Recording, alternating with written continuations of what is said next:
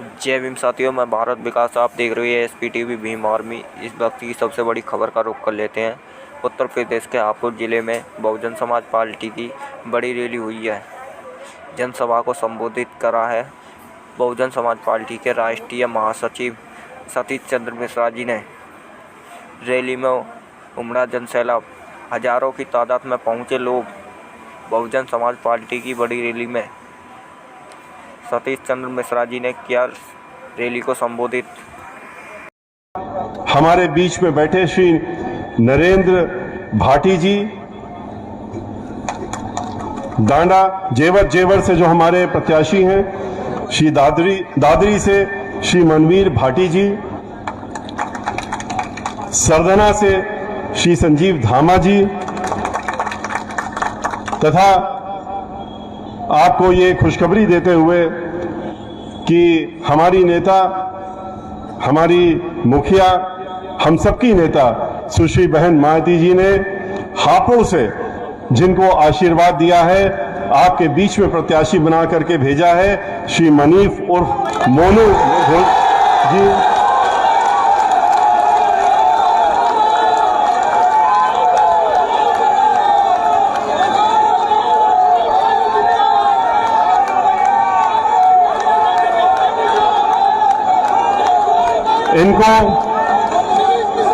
इनको प्रत्याशी के रूप में घोषित करने का सौभाग्य आज हमें प्राप्त हुआ है।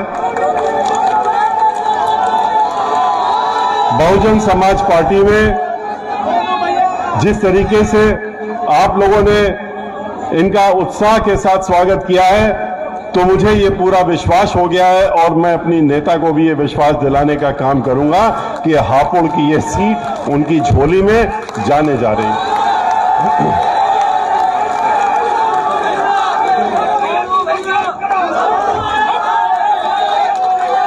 यहां पर मौजूद बहुत बड़ी संख्या में आए हुए बुजुर्ग, हमारे हम उम्र के साथी, महिलाएं, मीडिया के बंधुओं, मैं सबसे पहले अपनी बात आपके सामने रखने के पहले मैं स्वागत करता हूं और धन्यवाद देता हूं श्री कृपाराम शर्मा जी को, जो कि 20 वर्षों से कांग्रेस में एक बहुत ही वरिष्ठ पदाधिकारी और कार्यकर्ता थे और काम कर रहे थे। आज वो हमारे बीच में, उन्होंने बहुजन समाज पार्टी की सदस्यता आज यहाँ ग्रहण करी है। उनका बहुजन समाज पार्टी में स्वागत है। इनके साथ साथ में अभी आपने देखा कि हमारे पूर्व मंत्री श्री नकुल दुबे जी ने एक बहुत लंबी लिस्ट, उसमें से कुछ मुख्य नाम इन्होंने, कई पन्नों की लिस्ट है, उसमें कुछ नामों को इन्होंने मुख्य रूप से जो थे आपके सामने पढ़ने का काम किया है, जिन्होंने कि भीम आर्मी को छोड़ करके और आज बहुजन समाज पार्टी की सदस्यता ग्रहण करी है और अपने घर पे वापस आए हैं। उनका भी बहुत बहुत स्वागत है। भाइयों, आज से सिर्फ 20 दिन के बाद चुनाव शुरू हो जाएगा। हमको इस बात का ध्यान रहना चाहिए कि हमारे पास समय कितना है। हम आपके बीच में दोबारा आ रहे हैं। 23 जुलाई से हमने शुरू किया था कार्यक्रम, जो पूरे उत्तर प्रदेश के हर जिले में जाने का प्रबुद्ध वर्ग सम्मेलन जब किया था, और जिसमें इतनी ही बड़ी संख्या में हर सम्मेलन में प्रबुद्ध वर्ग के लोग, उसमें भी 90% खास तौर से ब्राह्मण समाज के लोग आकर के बहुजन समाज पार्टी में अपनी आस्था जताते हुए, और उन्होंने बहन मायावती जी को 5वीं बार मुख्यमंत्री बनाने का संकल्प लिया था। उन कार्यक्रमों के बाद अब माननीय बहन जी के निर्देशानुसार और उनके दिशा निर्देशन पर हम लोग पूरे उत्तर प्रदेश में मंडली बैठक कर रहे हैं। और ये जो मंडली बैठक है, उसमें हम लोग, जो हमारी रिजर्व सीटें हैं, यहां पर 28 सीटें हैं इस मंडल में, और उसमें से 3 रिजर्व सीटें हैं, तो हम लोग इनकी मंडली बैठक करने का काम कर रहे हैं। और आज उसी के तहत में आपके यहां हम लोग चौथा मंडल करते हुए आपके बीच में पहुंचे हैं।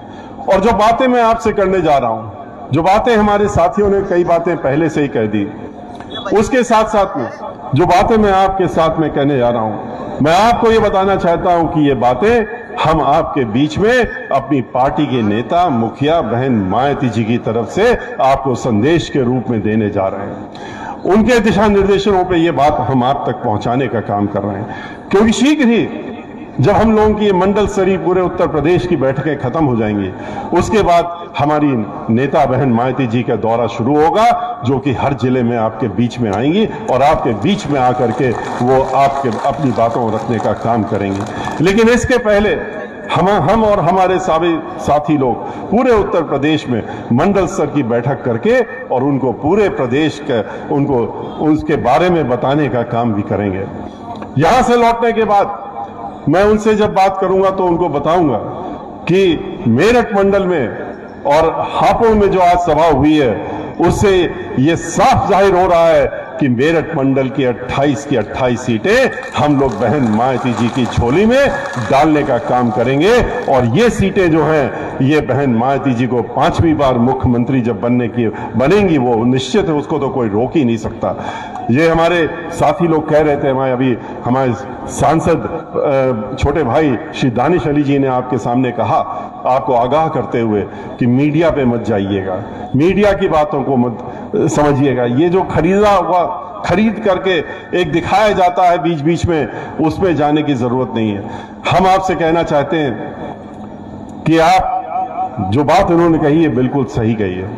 ये सबको मालूम है कि ये मीडिया में जो ये दिखाया जाता है, वो ओपिनियन पोल, वो कैसे खरीदा जाता है। हम लोगों के पास भी आए थे, ऐसा नहीं है, हमारे पास भी आए थे उनके लोग, और कहने आए थे कि पार्टी तो आप ही की बन रही है, सरकार तो आप ही की बन रही है, मुख्यमंत्री तो बहन मायावती जी बन रही हैं, तो आप क्यों नहीं हमारे साथ में हमारी बातों को मान लेते हैं और जो हम कह रहे हैं उसको पूरा कर दीजिए और मैं असलियत दिखाना शुरू कर दूंगा। हमने कहा कि हमारे पास हमारी पार्टी जो है गरीबों के पैसों से पार्टी चलती है, लोग अपने चंदे दे दे करके पार्टी चलाने का काम करते हैं। हमारे पास किसी उद्योगपति और बड़े बड़े उद्योगपति जो देश के हैं, उनका पैसा हमारे पास नहीं है जिस पैसे का इस्तेमाल हम इन कामों पे कर सकें। हाँ, हमारे पास जो और लोगों के पास नहीं है और पार्टियों के पास नहीं है, वो जरूर हमारे पास इरफात में है, और वो हैं हमारे सपोर्टर और हमारे शुभचिंतक और हमारे वोटर और बहन मायावती जी के समर्थक, जो कि पूरे उत्तर प्रदेश में आपको हर जगह, हर जिले में, हर गांव में, हर जगह मिलने का काम करेंगे। बड़ी बड़ी कोशिशें हुई, बहुत कोशिशें होती हैं, चाहे वो कांग्रेस पार्टी हो, चाहे वो समाजवादी पार्टी हो, चाहे वो भारतीय जनता पार्टी हो, चाहे कोई भी हो, ये लोग बड़ी कोशिश करते हैं। क्या करते हैं? दिखावे की कोशिश करते हैं। जब चुनाव आने लगता है तो ये बाहर निकल करके गरीबों के पास जाने लगते हैं, गरीबों की झोपड़ियों में जाने का काम करते हैं, वहां पर खाना खाने का काम करते हैं, और ये नहीं बताते, मीडिया को साथ में ले जाते हैं। आप गरीब के घर में खाना खाने जा रहे हैं तो मीडिया कहां से वहां पहुंच गया? क्योंकि मीडिया को बता करके जाते हैं और मीडिया को ले करके जाते हैं कि देखो भाई, हम खाना खा रहे होंगे उनके साथ में, और हमको दिखा देना, लोगों को संदेश पहुंचाना है कि हम गरीबों की झोपड़ी में जा रहे हैं। ये नहीं बताते हैं कि उनका ये खाना और जो पकवान वो खाते हैं वहां बैठ करके, वो पहले से गरीबों की झोपड़ी में पहुंचाया जाता है। जिस बर्तन में खाते हैं वो भी पहले से पहुंचाने का काम करते हैं और उसके बाद ढोंग करने का काम करते हैं। बहन मायावती जी इस तरह का ढोंग नहीं करती हैं, बहन मायावती जी इस तरह का कोई कार्य नहीं करती हैं। वो झोपड़ियों में नहीं जाती हैं, दिखावे की राजनीति नहीं करती हैं। लोगों ने कहा वो झोपड़ियों में क्यों नहीं जाती हैं? हमसे प्रश्न कर रहे थे कि बाकी लोग जाते हैं, वो भी चली जाएं। तो उनको जवाब दिया मैंने, जो मैं आपसे भी बताना चाहूंगा। बहन मायावती जी ने कहा, कहती हैं कि हम झोपड़ियों में नहीं जानते हैं, हम झोपड़ी में जो लोग गरीब लोग रह रहे हैं उनको झोपड़ी से बाहर निकाल करके और पक्के मकानों पर भेजने का काम करते हैं। और उन्होंने 20 लाख मकान, मानवर काशीराम जी की योजना चला करके 20 लाख मकान उन्होंने ऐसे गरीबों को झोपड़ियों से निकाल करके और 2-2 कमरे के पक्के मकान देने का काम किया था, और वो भी मुफ्त देने का काम किया था। इन सरकारों की तरह नहीं कि पैसा लेते हैं और फिर मकान की बात करते हैं। बहन मायावती जी जो 80 लाख मकान और बन रहे थे, और जो उनकी सोच थी कि एक भी ऐसी झोपड़ी में आदमी न रह जाए कि जो झोपड़ी में रहने वाला हो सबके पास पक्के मकान आ जाएं, तो वो आते ही समाजवादी पार्टी की सरकार ने उसको रोकने का काम किया था और उस योजना को बंद करने का काम कर दिया था। बहन मायावती जी, आपको मालूम है कि पूरे प्रदेश के बारे में सोचती हैं, विकास के बारे में सोचती हैं, कानून व्यवस्था तो उनके आते ही बन जाती है। जैसे ही वो दस्तखत करती हैं मुख्यमंत्री के रूप में और अपनी कुर्सी में बैठती हैं, उसके 24 घंटे ही पहले पूरे उत्तर प्रदेश का कानून चुस्त और दुरुस्त हो जाता है। उनको कुछ करना नहीं पड़ता है, उनके नाम से ही कानून का राज स्थापित हो जाता है। और कानून का राज क्यों ना स्थापित हो, तब स्थापित होता है। उन्होंने करने के लिए बहुत बहुत कार्य भी किए, उन्होंने अपनों को भी नहीं बख्शा। कानून का राज संभालने के लिए, बनाने के लिए उन्होंने अपने ही मेंबर ऑफ पार्लियामेंट लोकसभा के थे। 15 दिन पुरानी सरकार थी 2007 में, याद करिए कि एक हमारे मेंबर ऑफ पार्लियामेंट ने बहुजन समाज पार्टी के, उन्होंने बुलडोजर चला करके और झोपड़ियों को रौंदने का काम किया था। बहन मायावती जी ने उनको अपने घर पर लखनऊ बुलाया और वहीं से हथकड़ी लगवा करके और उनको जेल में भेजने का काम किया था। और पूरे 5 साल तक उनको जेल में रखा था, जेल से बाहर नहीं आने दिया था, उनको जेल के अंदर रखा था। और इस बात का मैं चश्मदीद गवाह हूं क्योंकि हम भी वहां मौजूद थे जब उनको हथकड़ी लगा के घर से बाहर ले जाया गया। बहन मायावती जी भारतीय जनता पार्टी की तरह झूठे वादे नहीं करती हैं कि महिलाओं से कह दिया कि हमको वोट दो, हम तुम्हें सुरक्षा देंगे। 50% महिलाएं हैं उत्तर प्रदेश में, उनसे कहा कि हम तुम्हारी सुरक्षा करेंगे, हमको वोट देने का काम करो। महिलाओं ने सोचा कि चलो इनको वोट देते हैं, क्योंकि वो त्रस्त थे समाजवादी पार्टी की गुंडागर्दी वाली सरकार थे। गुंडा समाजवादी पार्टी की सरकार तो जैसे ही आती है, जैसे बहन मायावती जी जैसे ही आती हैं, कानून व्यवस्था चुस्त दुरुस्त हो जाती है। वैसे ही समाजवादी पार्टी की सरकार जब आती है तो पूरे प्रदेश में गुंडागर्दी, फिरौती, डकैती, बलात्कार, चोरी, दंगे, फसाद, हर चीजों की छड़ी लग जाती है। समाजवादी पार्टी की एक खासियत है और उससे त्रस्त होकर के महिलाओं ने सोचा कि जिस तरह से गुंडागर्दी चल रही थी, जिस तरह से महिलाओं का उत्पीड़न हो रहा था, कि चलो भारतीय जनता पार्टी को वोट दे देते हैं। और क्या नतीजा निकला? वादा तो किया था, दिया क्या इन्होंने?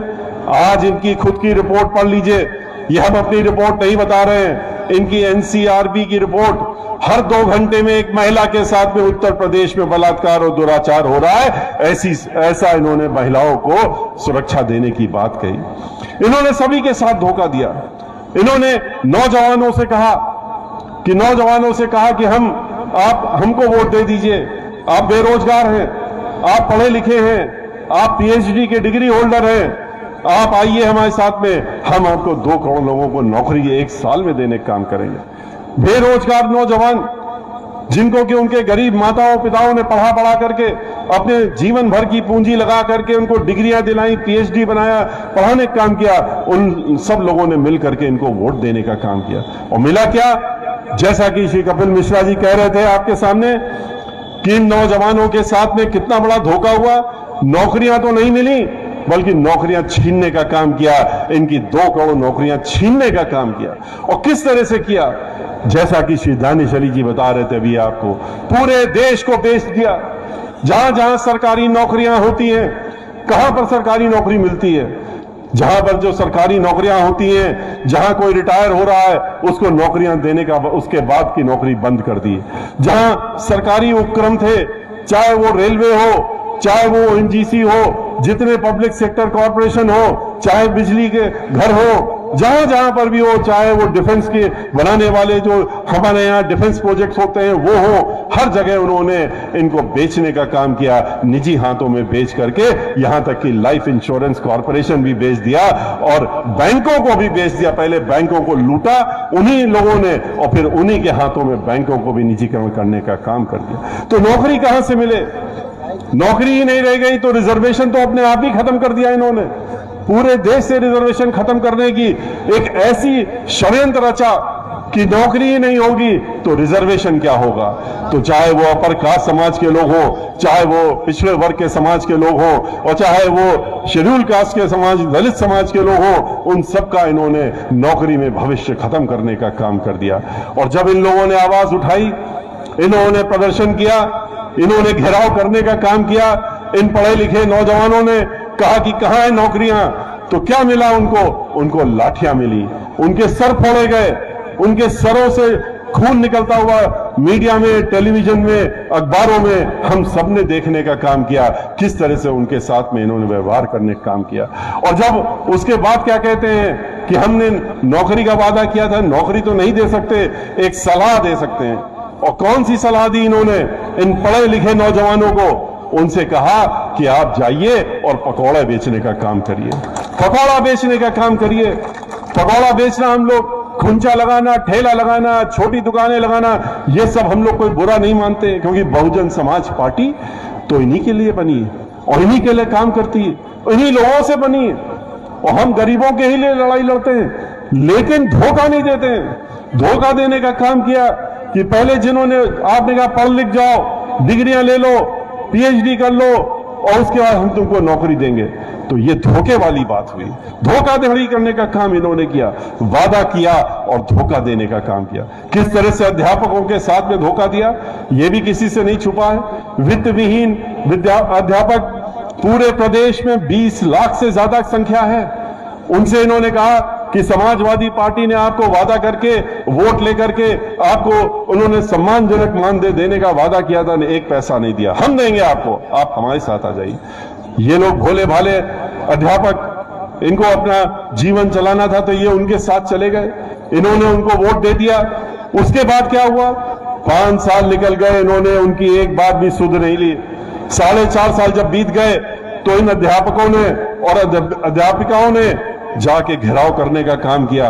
तो जब घेराव किया विधान परिषद के सामने, विधानसभा के सामने लखनऊ में, तो वहां पर उनके ऊपर भी लाठियां चलाई और खून निकाला उनके सरों से। ये वो सरकार है जिसमें कि जिसके लिए फिर उन्हीं अध्यापकों में से एक अध्यापिका ने, महिला ने, उससे अपना सर मुड़ाया वहां पर। और सर मुड़ा करके जब मीडिया ने पूछा कि सर क्यों मुड़ाया तुमने, उसने कहा कि आज हम इस सरकार की अंत्योष्टि कर रहे हैं और इसलिए हम सामूहिक रूप से यह एक अपना दे करके और सर मुड़ा करके हम ये घोषणा करते हैं इस सरकार की अब अंत्योष्टि का समय आ गया है। इन्होंने क्या कहा मुख्यमंत्री जी ने? उत्तर प्रदेश के जो बड़े संवेदनशील मुख्यमंत्री, जो कि रोजाना अपने ऊपर करोड़ों रुपया खर्च करते हैं इस बात के लिए कि हम बड़ा अच्छा काम कर रहे हैं, हम प्रदेश को आगे बढ़ाने का काम कर रहे हैं। सैकड़ों करोड़ इसलिए कह रहे हैं कि वो 300 करोड़ रुपया महीने का खर्चा आरटीआई से निकला है कि इनके ऊपर खर्च होता है सिर्फ इस बात के लिए, जो ये बड़े बड़े विज्ञापन आप लोग अखबार के पहले पन्ने में देखते हैं और टेलीविजन में देखते हैं और हर सड़क में देखते हैं, इसके ऊपर 300 करोड़ रुपया खर्च करते हैं। और उसके बाद कहते हैं इन अध्यापकों के लिए, इनसे कहते हैं, इनके लिए कहते हैं, जब इन्होंने प्रदर्शन किया, कहते हैं ये अध्यापक इसी लायक थे, इन्होंने पिछले जन्म में पाप किए थे, पिछले जन्म में कुकर्म किए थे और इस वजह से इस जन्म में ये अध्यापक बने हैं। और जब अध्यापक बने हैं तो इनके ऊपर अगर लाठियां चल रही है, सर फोड़ा जा रहा है, तो पिछले जन्म के पाप जो इन्होंने किए थे उसकी सजा इनको मिल रही है। इस तरह की सोच अध्यापकों के लिए, टीचर के लिए, जो कि हम लोगों को पढ़ाने का काम करते हैं, हम लोगों के गुरु होते हैं, जिनकी वजह से पढ़ लिख करके हम लोग आपके सामने खड़े हैं, यहां से लेकर संसद तक बोलने का काम करते हैं, बातें रखने का काम करते हैं। और ऐसे अध्यापकों को ये कहना कि ये पापी हैं, ये खाली ये सरकार कह सकती है और इस सरकार के मुखिया कह सकते हैं। अभी आपने देखा नौकरी के लिए टीईटी पूरे प्रदेश से 20 लाख नहीं 50 लाख लोगों ने उसमें फॉर्म भरा था। सैकड़ों करोड़ रुपया इनकी जेब में गया फॉर्म भरने पे, जो फीस ली थी इन्होंने। लोगों ने, गरीब बच्चों ने जा करके, लड़कों ने, लड़कियों ने अपना जा करके वहां पर इम्तिहान दिया। इम्तिहान देने के बाद जब बाहर निकले तो क्या निकला? इनको बताया गया कि अरे ये तो यहां पर तो पर्चा आउट हो गया था, पर्चा लीक हो गया, इसलिए हम कैंसिल करते हैं इम्तिहान, बड़ी सख्त कार्रवाई करेंगे, लोगों को एनएसए में भेज देंगे। एनएसए ना हो गया, एक तमाशा बना दिया इन्होंने। लोगों की आस छीन ली। खाली ये टीईटी में नहीं हुआ है, 8 ऐसी नौकरियों की जो इन्होंने पिछले 5 साल में, चाहे लेखपाल की नौकरी हो, चाहे अन्य नौकरियां हो, चाहे पुलिस की भर्ती की नौकरी हो, हर जगह अंत में कह देते हैं पर्चा लीक हो गया। और ये इसलिए सोची समझी रणनीति के तहत में कि हमको नौकरी देनी ही नहीं है, तो हम लोग इस तरह के प्रलोभन देते रहेंगे। ये वो सरकार है जिसने खाली महिलाओं को धोखा नहीं दिया, अध्यापकों को धोखा नहीं दिया, अनपढ़ जो ये ऐसे चाहते हैं कि लोग अनपढ़ इनके आ रहे हैं, पढ़े लिखे लोगों का ये साथ देना नहीं चाहते। इन्होंने जो बेरोजगार युवक हैं, पढ़े लिखे, उनको भी धोखा देने का काम किया। और इसके साथ साथ इन्होंने किसानों को धोखा देने का काम किया। किसानों के साथ में क्या किया वो तो पूरे देश ने देखा, आपने भी देखा। हम लोग संसद में, लोकसभा में, रानी शली जी और हमारे अन्य साथी, और राज्यसभा में हम लोग अंदर, लोकसभा के और राज्यसभा के अंदर से लेकर के बाहर तक हम लोगों ने किसानों के साथ प्रदर्शन किया। और क्यों? क्योंकि इनके ऊपर इन्होंने 3 काले कानून ऐसे लादे थे। और वो किसके लिए लादे थे? उन्हीं उद्योगपतियों के लिए, उन्हीं चुने हुए उद्योगपति जिनके हाथों में इन्होंने देश को बेच दिया है। उन्होंने कहा कि अब हमारे पास सब कुछ तो मिल गया, इस देश के हम मालिक हो गए, लेकिन जमीन नहीं मिली, हमको जमीन भी चाहिए। और जमीन के लिए उन्होंने फिर इनसे जब गुहार की, कहा कि हम आपको हजारों करोड़ रुपया देते हैं, तो अगर और ले लीजिए पर हमको जमीन भी दिला दीजिए। तो इन्होंने ये 3 काले कानून बनाए जिसके तहत में किसान जो है उसको पट्टे पे जमीन देनी मजबूरन पड़ती, और पट्टा देने के बाद उसको जमीन कभी वापस नहीं मिलती। 1 साल तो उपज का पैसा दे देते, दूसरे साल कहते कि बीज खराब था, तीसरे साल कहते सूखा पड़ गया, और उसके बाद कह देते अब जमीन तो पट्टे भी है हमारे पास, मिलेगी नहीं आपको। किसान के हाथ में जो चीज है जमीन, वो भी उसके हाथ में चली जाती है। उससे कहा एमएसपी के लिए वो लड़ता रहा कि हमें न्यूनतम पैसा तो कम से कम कानून बना दीजिए, उसका कानून नहीं बनाया, लेकिन जमीन हड़पने का कानून बना दिया। और इतना ही नहीं, कहा कि हम तुम्हारी आमदनी 2 गुना कर देंगे। जब वोट लेना था तो कहा 2 गुना कर देंगे। क्या 2 गुना किया इन्होंने? किसी से छुपा नहीं है। पूरे प्रदेश में आखिरी साल चुनाव के समय, अभी जब चुनाव आ गया तब इन्होंने 25 रुपए बढ़ाने का काम किया। 5 रुपए सालाना, 25 रुपए, 5 रुपए के हिसाब से पर 5 साल में सालाना किसान को गन्ना का देने की बात कही, 2 गुनों की बात करते थे। बहन मायावती जी ने कोई वादा नहीं